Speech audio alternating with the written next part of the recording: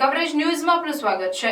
રૂપિયા કમાવા માટે બુટલેગરો તો ઠીક, હવે નિવૃત્ત આર્મી મેન દારૂના ધંધો કરતો હોવાનું સામે આવ્યું છે। અમદાવાદ ઝોન 5 એલસીબીએ 2 આરોપીને રામોલ વિસ્તારમાંથી ધરપકડ કરી છે। આ બંને દારૂનું કટિંગ કરતા હતા। તેમાં પણ ચોંકાવનારી વાત એવી સામે આવી છે, જેમાં આર્મીમાંથી નિવૃત્ત થયેલ જવાને દારૂની ડિલિવરી આપવાનું શરૂ કર્યું હતું। અગાઉ પણ હરિયાણા અને અલગ રાજ્યમાંથી દારૂ લાવીને સપ્લાય કરતો હતો। પોલીસ તપાસમાં બહાર આવ્યું છે કે આર્મી મેન આર્મીની કેન્ટીનમાંથી 25 થી 30માં બિયરનું ટીન મેળવી 250માં અને સ્કોચની બોટલ 900માં મેળવી 4 થી 5 હજારમાં વેચતો હતો। અમદાવાદ ઝોન 5 એલસીબીમાં ફરજ બજાવતા પીએસઆઈ એસપી પટેલને બાતમી મળી હતી કે શહેરના રામોલ પોલીસ સ્ટેશનની હદમાં આવેલ વસ્ત્રાલ પાસે પુષ્પ રેસિડેન્સી વિભાગ 1ના પાર્કિંગમાં કેટલાક લોકો ભેગા થઈને દારૂનું કટિંગ કરી રહ્યા છે। આ બાતમીના આધારે એસપી પટેલ અને તેમની ટીમે ત્યાં રેડ કરી હતી। લક્ઝરી કારની અંદર દારૂનો જથ્થો હતો અને બીજી કારમાં દારૂ લઈ જવાતો હતો।